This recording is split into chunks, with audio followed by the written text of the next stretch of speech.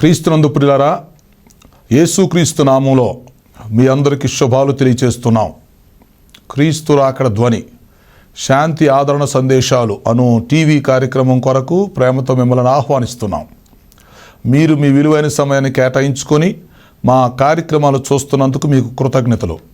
ఈ కార్యక్రమాలు మీ ఆత్మీయ ప్రయోజనములకు ఎంతో సహాయపడుతున్నవని నమ్ముతున్నాం.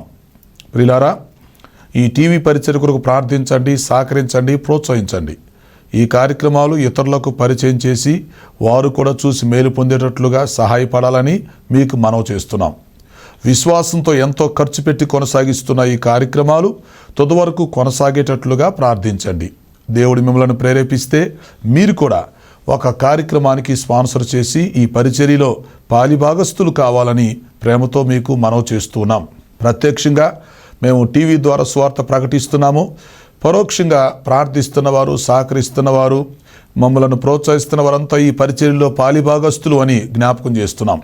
యేసుక్రీస్తు వారు ఇచ్చిన గొప్ప ఆజ్ఞని మేము పాటిస్తున్నాం. మీరు వెళ్ళి సమస్త జనులను శిష్యులనుగా చేయుడి అని ప్రభు చెప్పారు. కనుక ఈ టీవీ ద్వారా మీ గృహాల్లో ప్రవేశించి మిమ్మల్ని పలకరించి మీకు సువార్త చెప్పి మిమ్మల్ని ప్రభు రాకడ కొరకు ఎత్తబడే దేవుని సార్వత్రిక సంఘము కొరకు సిద్ధపరచడానికి మా వంతు ప్రయత్నాన్ని మేము కొనసాగిస్తున్నాం. యేసుక్రీస్తు రెండవ రాకడను గూర్చి, ప్రపంచ భవిష్యత్తును గూర్చి అనేకమైన విషయాలు మనం తెలుసుకొని మనం సిద్ధపడి మనం ఇతరులను సిద్ధపరచడానికి దేవుడు మనకిచ్చిన ఈ మంచి అవకాశాన్ని మనమందరం కలిసి వినియోగించుకుందాం. ప్రస్తుతం మనము యోధా పత్రిక ధ్యానాలు చూస్తున్నాము. యోధా పత్రికను ఒక సబ్జెక్టుగా తీసుకొని సీరియల్గా వరుసగా నేర్చుకోవటానికి ప్రయత్నిస్తున్నాం. ఈరోజు 85వ వర్తమానం తీసుకోబోతున్నాం. అంచె దినాల్లో పరిహాసకులు ఎలా ఉంటారో, వారి యొక్క గుణలక్షణాలు ఏంటో, వారి పద్ధతి ఏంటో ఈరోజు మనం తెలుసుకోబోతున్నాం. వాక్యం కొరకు మీ మనసులను సిద్ధం చేయండి. ప్రార్థన. పరిశుద్ధుడు అయిన మా తండ్రి, జీవాధిపతి, మీ ఘనమైన పాదాలకు స్తుతి స్తోత్రాలు చెల్లిస్తున్నాం.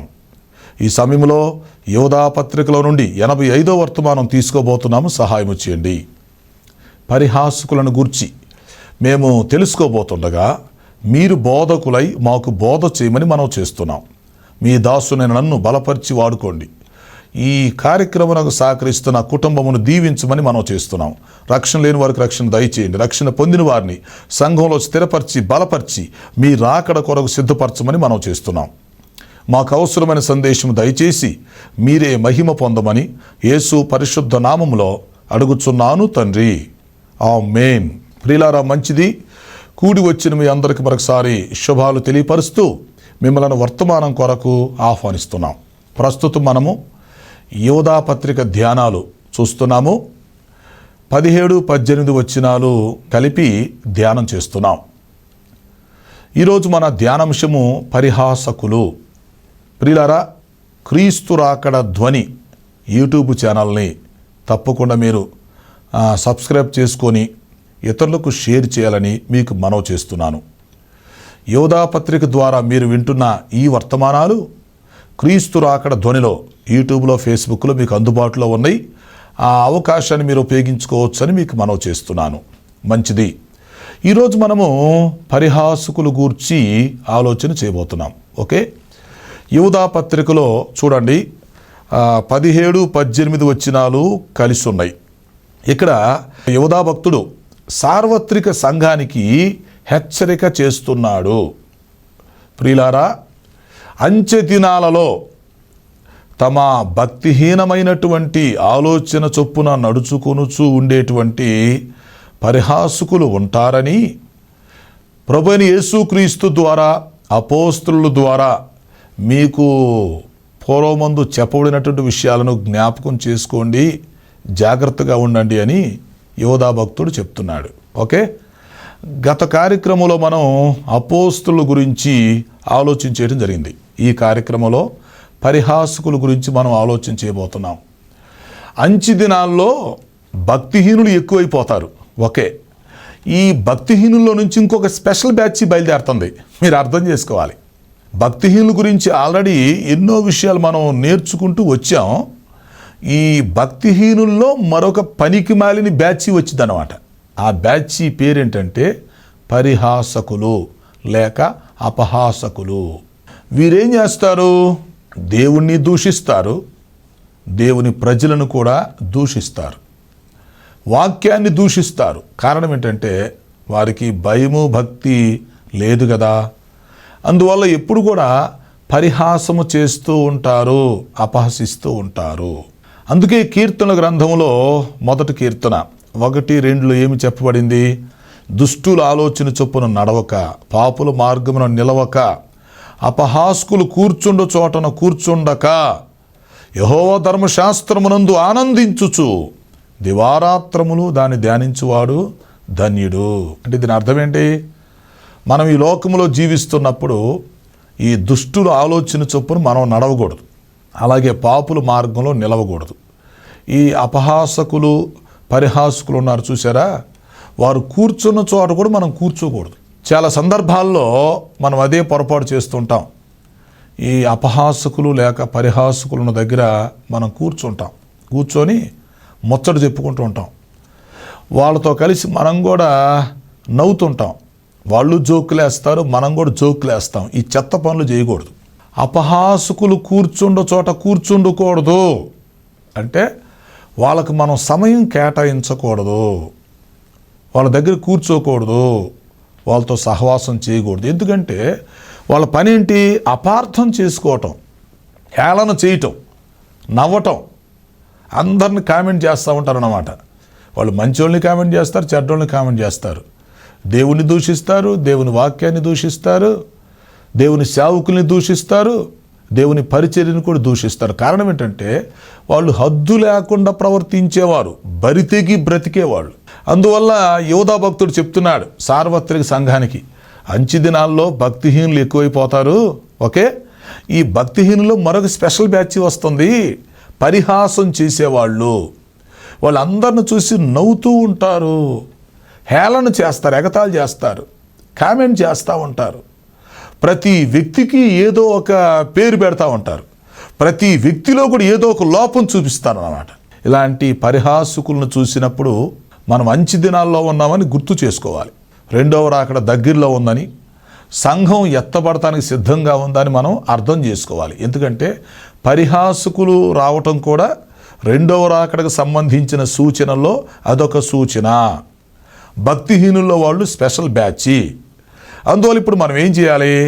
బైబిల్ మొత్తం మీద పాత నిబంధనలో క్రొత్త నిబంధనలో ఎవరెవరు ఈ పరిహాసకులు ఉన్నారో, అపహాసకులు ఉన్నారో, ఎక్కడెక్కడ ఏ ఏ సందర్భాల్లో వారు పరిహాసం చేశారో, ఎలా నష్టపోయారో కొంత మనం ఆలోచించేస్తే మనకు అర్థమవుతుంది. ఎందుకంటే ఈ అంచె దినాల్లో పరిస్థితులు అలాగే ఉన్నాయి కదా. కొన్నిసార్లు మనం బైబిల్ పట్టుకొని చర్చికి వెళుతున్నాం అనుకోండి, వెంటనే నవ్వేవాళ్ళు బయలుదేరతారు, హేళన చేస్తారు. బైబిల్ పట్టుకొని బయలుదేరాడు భక్తుడు పాట పాడుతున్నాడు, భక్తురాలు లేచిందిరో ప్రార్థన చేయటానికి.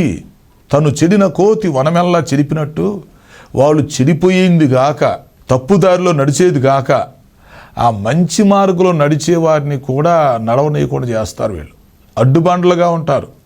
కొంతమంది ప్రత్యక్షంగానే హేళన చేస్తారు, మరి కొంతమంది పరోక్షంగా హేళన చేస్తారు. గుర్తుపెట్టుకోండి, మనం ఎప్పుడు కూడా పరిహాసకులుగా ఉండకూడదు. ఈ అపహాసకుల దగ్గర అసలు మనం కూర్చుండే ప్రయత్నం చేయకూడదు, వాళ్ళ దగ్గర మనం ముచ్చట్లు పెట్టకూడదు, వాళ్ళకు మన సమయాన్ని కేటాయించి మనం నష్టపోకూడదు. అర్థమైందా? ఈ పరిహాసకుల యొక్క పరిస్థితి ఎలా ఉంటుందో మీకు బైబిల్లో కొన్ని ఉదాహరణలు చూపిస్తాను, అప్పుడు మీకు అర్థమైంది. ఉదాహరణకి ఆదికాండం 6వ అధ్యాయంలో నోవాహును మీరు తీసుకున్నారు అనుకోండి, అవునా? అక్కడ పరోక్షంగా మీకేం కనిపిస్తుంది? నోవాహు జలప్రళయానికి ముందు దేవుడు అతనికి బయలుపరిచాడు, అతడు ఒక ప్రవచనంలాగా చెప్పాడు, అతడు నీతి సువార్త ప్రకటించాడు. నోవాహు ఒకవైపు ఓడ కడుతూ మరొక వైపు నీతి సువార్త ప్రకటించాడు. ఇక 120 సంవత్సరాలకి ప్రపంచం మొత్తం నాశనం అయిపోతుంది, జలప్రళయం వస్తుంది, ఓడలోకి రండి, మారు మనసు పొందండి, దేవుడిని నమ్ముకోండి, ఈ నీతి సువార్తను విని నీతిగా ప్రవర్తించండి అని నోవాహు చెప్పాడు. పిచ్చోళ్లాగా తిరిగాడు, ఓడ కట్టుకుంటూనే నీతి సువార్త ప్రకటించాడు. కానీ మీరు ఆలోచించండి, ఈ నోవాహు కుటుంబం తప్ప ఎవరైనా ఓడలోకి ప్రవేశించారా? దయచేసి మీరు అర్థం చేసుకోవాలి. అతడు 120 సంవత్సరాలు వాక్యం చెప్పినప్పుడు మనుషులు ఎందుకు మారలేదు? కొంతమంది కాకపోయినా కొంతమంది అయినా మారవచ్చు కదా. నోవాహు కుటుంబం తప్ప ఎవరు ఓడలోకి రాలేదు. ఎందుకు రాలేదంటారు? దానికి కారణాలు ఎన్నో ఉండొచ్చు అనుకోండి. పరోక్షంగా మనకు అర్థమయ్యే విషయం ఏంటంటే, వాళ్ళు నిజంగానే నోవాహుని ఎంతో పరిహసించుంటారు, ఎంతో అపహాసం చేసి ఉంటారు, హేళన చేసి ఉంటారు, పిచ్చోడని ఉంటారు. ఇతడు ఒక్కడే బ్రతుకుతాడా? మనం అందరం చనిపోతామా? జలప్రళయం వస్తుందా? భూమి మీద ఉన్న ఓడ పైకి వెళ్ళిద్దా ఏమిటి? అసలు ఓడ సముద్రం దగ్గర కట్టకుండా, నదుల దగ్గర కట్టకుండా ఓడ ఎవడైనా భూమి మీద కడతాడా? 1500 సంవత్సరాల నుంచి వర్షం పడలేదే, ఇప్పుడు వర్షం పడుతుందా? అసలు పైనుండి నీళ్ళు ఎక్కడి నుంచి వస్తాయి? పైన నీళ్లు నిలబడతాయా? నీళ్లు వర్షంగా వస్తాయా? ఇలాగ ఎంతోమంది పనికి మాలి వ్యాఖ్యానాలు చేసిన వాళ్ళు ఉండొచ్చు. ఎంతోమంది అతను విమర్శించి ఉండొచ్చు, అతను చూసి నవ్వు ఉండొచ్చు. ప్రపంచం నాశనం అయిపోవటం ఏంటి? మానవ జాతి చనిపోవటం ఏంటి? అసలు పైనుంచి వర్షం ఏంటి? అసలు పైన నీళ్ళెట్టు నిలబడతాయి? ఎందుకంటే నోవాహుకు ముందు ఒకసారి కూడా వర్షం పడలా. అందువల్ల అసలు పైన నీళ్ళెట్టు నిలబడతాయి? పైనట్టుంటే నీళ్లు వర్షం రావటం ఏంటి? భూమి మునిగిపోయి అంత వర్షం వచ్చిద్దా? ఈ నోవాహు ఒక్కడే రక్షించబడతాడా? మానవ జాతి మొత్తాన్ని దేవుడు నాశనం చేస్తాడా? అక్కడ నోవాహు కాలంలో జలప్రళయం అయితే మనుషులు ప్రశ్నల వర్షం కురిపించి ఉంటారు. అది జలప్రళయం, ఇది ప్రశ్నల ప్రళయం. ఎన్నో ప్రశ్నలు, ఎన్నో వాదోపవాదాలు, పరిహాసం చేసి ఉంటారు. చివరికి ఏం జరిగింది? ప్రత్యక్షంగా అక్కడ వ్రాయబడకనప్పటికీ పరోక్షంగా మనం ఆలోచిస్తే వారంతా నోవాహుని పరిహాసం చేశారు కాబట్టే ఎవరూ మారు మనసు పొందలేదు, నీతిగా జీవించడానికి ఇష్టపడలేదు, ఓడలోకి ఒక్కరు కూడా అడుగు పెట్టలేకపోయారు. కారణం, వారు పరిహాసకులుగా మిగిలిపోయారు. చివరికి ఏమి జరిగింది? ఆకాశం నుండి జలప్రళయం వచ్చింది, భూలోకం అంతా మునిగిపోయింది. నోవాహు కుటుంబం మాత్రమే ఓడలోనికి వెళ్ళి రక్షించబడింది. మిగిలిన మానవ జాతి భక్తిహీనులైనందున, వారంతా పరిహాసం చేసేవాళ్ళైనందువలన చివరికి వారికే పరిహాసం మిగిలిపోయింది. నవ్వినోడికి నవ్వినంత, ఏడ్చినోడికి ఏడ్చినంత, చేసుకున్నవాడికి చేసుకున్నంత అని వారు నోవాహుని పరోక్షంగా పరిహాసం చేసి ఉంటారు. చివరికి ఆనాటి మానవ జాతి మొత్తం నశించి ఈ జలప్రళయానికి కాలగర్భంలో కలిసిపోయారు. కాబట్టి ప్రియులారా, పరిహాసం చేసేవాళ్ళు చాలామంది ఉంటారు. కొన్నిసార్లు మన ఇంట్లో ఉంటారు, మన ఇంటి ప్రక్కన ఉంటారు. కొన్నిసార్లు మన స్నేహితులు కూడా పరిహాసం చేసేవాళ్ళు తయారవుతారు. భక్తుడు బయలుదేరాడు రా, బైబిల్ పట్టుకున్నాడు రా, ఈ మధ్య వీడి సేవ అంటున్నాడు ఏంట్రా, వీడికి పిలుపు వచ్చిందంట, దేవుడు కనపడ్డాడంట, మాట్లాడాడంట, ఉద్యోగం అనే సేవకు వస్తున్నాడు ఏంట్రా, ఉద్యోగం లేక జనాలు బాధపడతా ఉంటే, తిప్పలు పడుతుంటే మరోడేంట్రా ఉద్యోగం అనేసి వచ్చాడు సేవలోకే. ఇంకొకడేమో ఒరేయ్ పట్టుకుట్టు కోసం వచ్చినట్టున్నాడు రా సేవకి. ఈ విధంగా రకరకాల వ్యాఖ్యలు చేయవాళ్ళు, వీళ్ళెవరు తెలుసా? పరిహాసకులు. వ్యాఖ్యలు చేస్తారన్నమాట. వీళ్ళు నవ్విస్తూ ఉంటారు ప్రక్కన వాళ్ళని. దేవుని సేవకుల్ని వంచేవాళ్ళు, నిందించేవాళ్ళు, సిగ్గుపరిచేవాళ్ళు, అవమానపరిచేవాళ్ళు, బాధపరిచేవాళ్ళు, ఇలాంటి పరిహాసకులు ఎక్కువ అవుతారని మీరు తెలుసుకోండి. అందువల్ల నోవాహు కాలంలో ఆ పరిహాసకులు ఉండుంటారు. వాళ్ళు జలప్రళయానికి నాశనం అయిపోయారు. అక్కడ దాకా ఎందుకండి? ఆదికాండం 19వ అధ్యాయం చూడండి. లోతు కాలంలో ఏమి జరిగింది? సొదొమ పట్టణ ప్రజలంతా పనికి మాలిన పరిస్థితిలో ఉన్నారు. పురుషులతో పురుషులు, స్త్రీలతో స్త్రీలు అవాంఛనీయమైన సంఘటన జరిగిస్తూ ఉన్నారు. పరశరీరానుసారులుగా జీవిస్తున్నారు. భయంకరంగా పచ్చి వ్యభిచారులుగా జీవిస్తూ ఉన్నారు. చివరకు వాళ్ళు దేవదూతలు వస్తే దేవదూతలతోనే పాపం చేయాలనుకునేటువంటి బ్యాచ్. మనుషులు మానవత్వాన్ని వదిలి బరి తెగించి ప్రవర్తిస్తున్న రోజులవి. ఆ లోతు కాలంలో ఏమి జరిగింది? సరే, మొత్తానికి దేవుడు లోతు కుటుంబాన్ని రక్షించడానికి 2 దేవదూతలు పంపించాడు. అంతవరకు బాగానే ఉంది. ఈ 2 దూతలు వచ్చేమన్నారు? అయ్యా లోతు, ఆకాశం నుంచి అగ్నిగంధకాలు పడిపోతాయి, ఈ ప్రాంతాలు నాశనం అయిపోతాయి, కనుక నీవు నీతో పాటు ఎవరున్నారో మీ కుటుంబం మొత్తం బయటకు వస్తే మంచిది అని చెప్పారు. అప్పుడు లోతు తన భార్య 2 కుమార్తెలు రావటానికి సిద్ధపడ్డారు. అంతవరకు బాగానే ఉంది.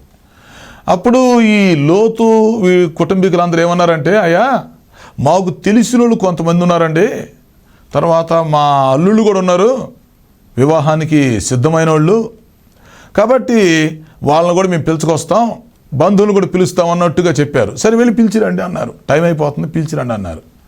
ఇప్పుడు ఈ లోతు పోయి ఒక్కొక్కరికి ఆ విషయాలు చెప్తా ఉంటే వాళ్ళు ఏం చేశారంటే లోతు చెప్పిన మాట వినకుండా పరిహాసం చేశారన్నమాట. అది పరిహాసం. లోతు వెళ్ళి, లేండి, ఎక్కడి నుంచి రండి, మనం వెళ్ళిపోదాం, ఈ ప్రాంతం శపించబడింది, ఈ ప్రాంతం నాశనం అయిపోతుంది, దేవుని యొక్క ఉగ్రత వస్తుంది, రండి వెళ్ళిపోదామని చెప్పి లోతు చెప్తే వాళ్ళకి ఎలాగుందంటే లోతు చెప్పే మాటలో ఎగతాళతనంగా ఉన్నాయి. లోతును వాళ్ళు పరిహాసం చేశారు. చివరికి ఏంటంటే ఆ భార్యలుగా అంటే వాళ్ళ కుమార్తెలకి ప్రదానం చేయబడినటువంటి ఆ భార్యలను కూడా వాళ్ళు వదులుకోవడానికి ఇష్టపడ్డారు. లోతు మాటలు వాళ్ళు వినలేదు, హేళన చేసి లోతు కుటుంబీకులు బయటకు వస్తూ ఉంటే వాళ్ళు లోపలే ఉండిపోయారు. అలాగే ఎంతోమంది కూడా అక్కడ హేళన చేసి ఉంటారు. దేవుని ఉగ్రత వస్తుంది, ఈ ప్రాంతం నాశనం అయిపోతుంది, దేవునికి భయపడండి, బయటికి రండి అని చెప్తుంటే ఎవరికి బుర్రకెక్కదు. చివరికి ఏం జరిగింది? ఈ లోతు వారిని పిలుస్తూ కొంచెం ఆలస్యం చేశాడు. అప్పుడు దేవదూతలు ఏం చేశారంటే లోతుని, తన భార్యని, ఇద్దరు కుమార్తెల్ని వారి చేతులు పట్టుకొని వారిని బలవంతంగా బయటకు తీసుకొచ్చి వెళ్ళిపోమన్నాడు. టైం అయిపోయింది, వెళ్ళిపోండి. ఈ పరిహాసం చేసేవాళ్ళు గొడవ మీకెందుకు? లోతు అతని కుటుంబీకులు బయటికి వెళ్ళిపోయారు. వెంటనే ఆకాశం నుంచి అగ్ని గంధకాలు కురిసి సుధోగమ్మర పట్టణాలు ధ్వంసమైపోయి బూడిదైపోయినాయి. అందులో ఆ సుధోగమ్మర పట్టణాలు పరిసర ప్రాంతాలు మొత్తం కాలిపోలేదా? మరి ఇప్పుడు లోతును పరిహాసం చేసిన వాళ్ళు ఏమైపోయారు? లోతుతో పాటు వాళ్ళు బయటకు వచ్చింటూ అక్కడ బ్రతికే వాళ్ళేమో. ఎందుకంటే ఈ లోతు దేవదూతల దగ్గర పర్మిషన్ తెచ్చుకున్నాడు కదా, వారిని కూడా నేను పిలిచి వస్తానని చెప్పి పర్మిషన్ తెచ్చుకున్నాడు. ఒక అవకాశం ఇచ్చాడు, కొంత టైం తీసుకున్నాడు. ఆ టైంలో వాళ్ళు లోతు మాట వినుంటే పరిస్థితి ఎలా ఉండును మీరు ఊహించండి. లోతు చెప్పినట్టుగా వాళ్ళు కానీ కొంతమంది బయటకు వచ్చి ఉంటే వాళ్ళు కూడా రక్షించబడేవాళ్ళుగా. ఆ లోతు కుమార్తెలకి ఎవరైతే ప్రదానం చేయబడ్డారో అల్లుళ్ళు, వాళ్ళు బయటకు వచ్చి ఉంటే చక్కగా కుటుంబాలు బాగుండేవి కదా. చివరికి వాళ్ళ పరిస్థితి ఏంటి? వాళ్ళు లోతును హేళన చేశారు. భార్యలుగా తమకు ప్రదానం చేయబడిన వాళ్ళు కూడా వదులుకోవడానికి ఇష్టపడ్డారు. కారణం ఏంటంటే అక్కడే ఉండి ఆ పాపానికి అలవాటు పడ్డారు, పాప వాతావరణానికి అలవాటు పడ్డారు. చివరికి వారు చేసినటువంటి పరిహాసం ఏమైందండి? పరిహాసం ఏమైంది? ఆకాశం నుండి అగ్ని పడితే ప్రాంతం అంతా కాలిపోతే మనుషులు కూడా కాలి బూడిదైపోయారు. అందువల్ల గుర్తుపెట్టుకోండి, నోవహు కాలాన్ని గుర్తు చేసుకోండి, లోతు కాలాన్ని గుర్తు చేసుకోండి. నోవహు కాలంలో పరోక్షంగా పరిహాసం మీకు చూపిస్తున్నాను. లోతు కాలంలో ప్రత్యక్షంగానే వారు అతన్ని పరిహసించినట్లుగా మనం చూస్తాం. ఇలాగా బైబిల్లో ఎన్నో సందర్భాలలో పరిహాసం చేసిన వాళ్ళు ఉంటారు. దేవుని సేవకుల్ని హేళన చేసేవాళ్ళు ఉంటారు. మనం రాజుల 2వ గ్రంథంలోకి వస్తే 2వ అధ్యాయంలో అక్కడ ఒక దైవ సేవకుడిని కొంతమంది పరిహాసం చేశారు.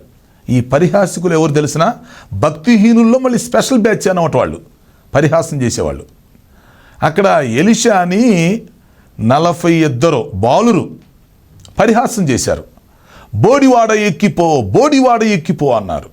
అంటే అతను కొంచెం బోడితెల ఉండేదేమో, మొత్తానికి ఎలీషాని ఎక్కిరించారు. అతను కొంత బాధ అనిపించింది. అప్పుడు అతను ఏం చేశాడు?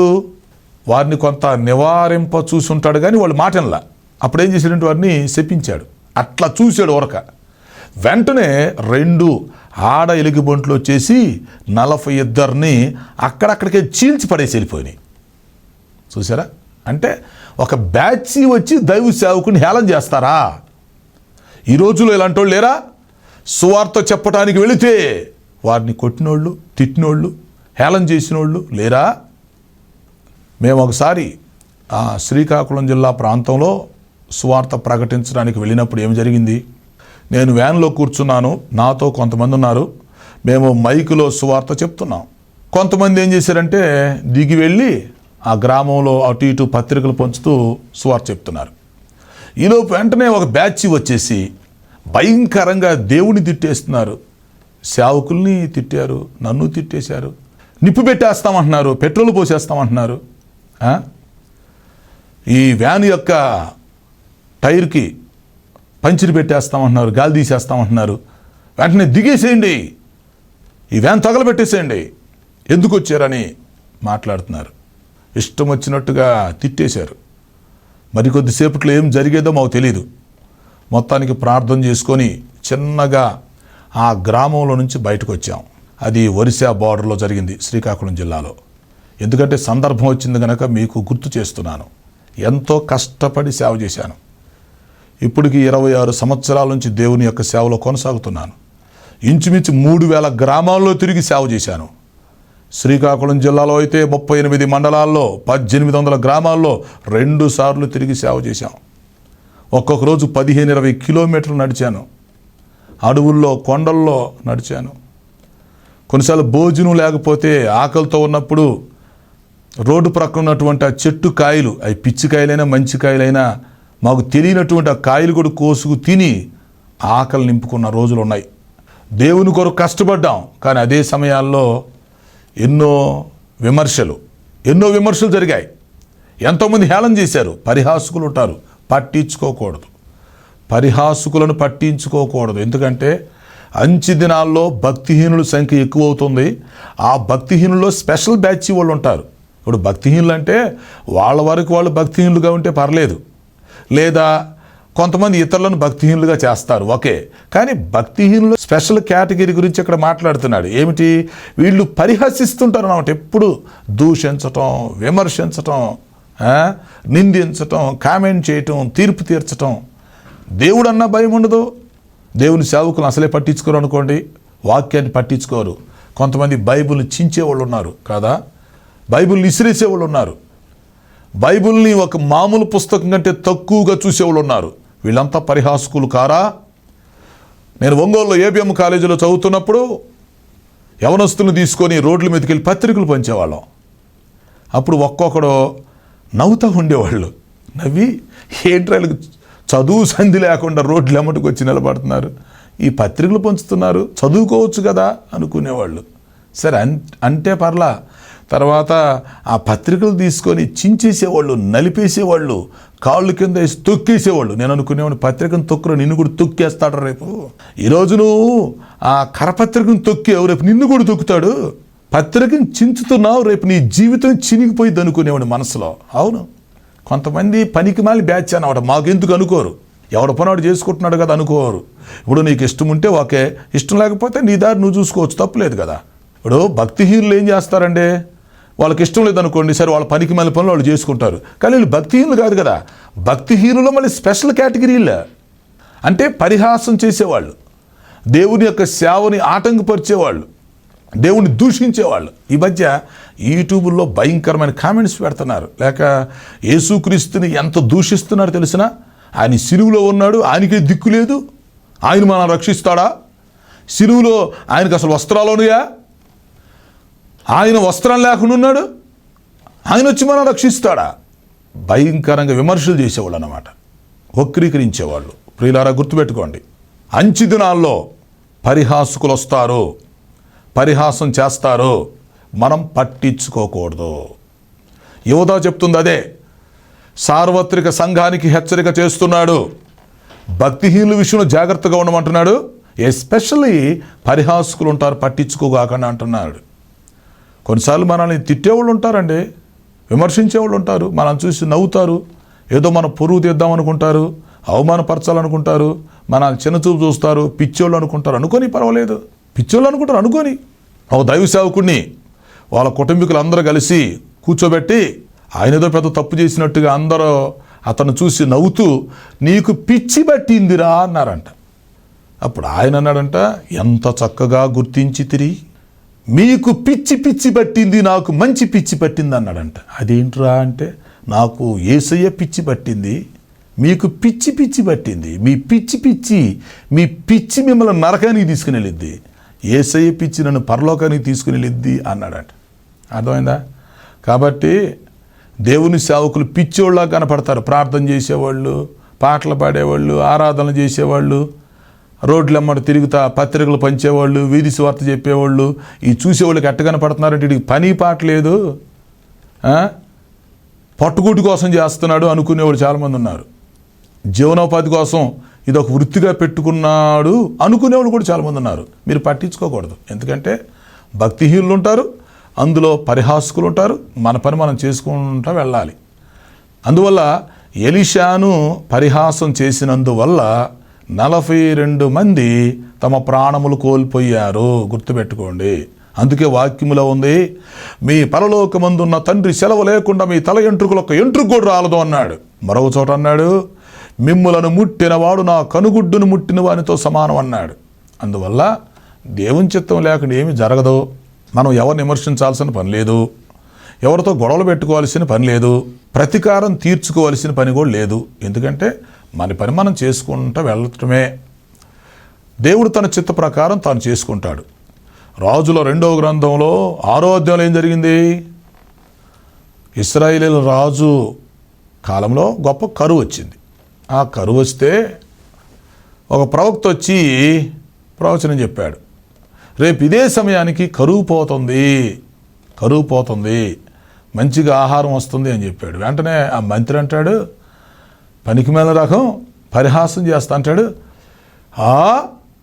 ఆకాశం నుంచి దేవుడు దిగొచ్చినా ఇది జరగదు, దేవుడు వల్ల కూడా కాదు, ఇది రేపు కరువు పోయిద్దా, ఇంత భయంకరమైన కరువు రేపు పోయిద్దా, పోదు అన్నాడు. అప్పుడు ఆ ప్రవక్త అన్నాడు, నాయనా రేపు కరువు పోయిద్ది, అది నువ్వు చూస్తావు కానీ నువ్వు చచ్చిపోతావు అన్నాడు. తెల్లారి ప్రొద్దున ఏం జరిగింది? ఆ క్షామం పోయింది, అందరూ మంచి ఆహారం తిన్నారు. ఆ కిక్కిరిసిన ఆటలో ఇతను చచ్చిపోయాడు. నమ్మన వ్యక్తి, పరిహాసం చేసిన వ్యక్తి చచ్చిపోయాడు. చూసారా? అందుకనే పేతురు భక్తుడు అంటాడు 2వ పత్రిక 3వ అధ్యాయంలో, అంచి దినాల్లో పరిహాసం చేసే పరిహాసకులు వస్తారు, పట్టించుకోవద్దు అన్నాడు. సో పేతురు అంటాడు, అంచి దినాల్లో పరిహాసకులు వస్తారు, మీరు పట్టించుకోకాకండి. వారు 2వ రాకడ గురించి కూడా హేళన చేస్తుంటారు, మీరు పట్టించుకోవద్దు అన్నాడు. సో ప్రియులారా, అంచి దినాల్లో భక్తిహీనులు ఉంటారు, అందులో పరిహాసకులు ఉంటారు. మనం పట్టించుకోకూడదు. మన పని మనం చేసుకుంటూ మనం ప్రభు రాకడ కొరకు సిద్ధపడి ఇతరులను కూడా చక్కగా సిద్ధపరుస్తూ భూలోకంలో దేవుని రాజ్యము కట్టబడేటట్లుగా మనం అందరం కృషి చేయాలి. దేవుడు మనకు అప్పగిచ్చినటువంటి పని, ఎవరికి అప్పగిచ్చిన పని వారు నమ్మకంగా చేస్తూ పరలోకంలో మంచి బహుమానం పొందుకునేటట్లుగా మనం అందరం ప్రయాసపడాలి, ప్రయత్నించాలి. అట్టి కృపను దేవుడు మనందరికీ దయచేయునుగాక. ప్రార్థన చేసుకుందాం. తండ్రి, నీ పాదముల స్తోత్రం చెల్లిస్తున్నాం. మీరు ప్రేమించి మాకు ఇచ్చిన వర్తమానం కొరకు మీకు స్తుతులు చెల్లిస్తున్నాం. ఈ వర్తమానం మా హృదయాల్లో ఫలింపచేయండి. రక్షణ లేని వారికి రక్షణ దయచేయండి. సమస్యలతో, అనారోగ్యతతో, అవసరంతో ఉన్న వారికి సహాయం చేయండి. మీరే మహిమ పొందమని యేసు పరిశుద్ధ నామములో అడుగుచున్నాను తండ్రి. ఆమేన్. తండ్రి, కుమార, పరిశుద్ధాత్మ త్రియేక దేవుని దీవెన మనకు తోడై నడిపించునుగాక. ఆమేన్, ఆమేన్. ప్రియులారా, ఈ కార్యక్రమాలకు మీరు స్పాన్సర్ చేయాలని ఆశించినట్లయితే మా సెల్ ఫోన్ నెంబర్కి SMS సెల్ మీకు మనవి చేస్తున్నాం. 9440402368 9440402368. God bless you.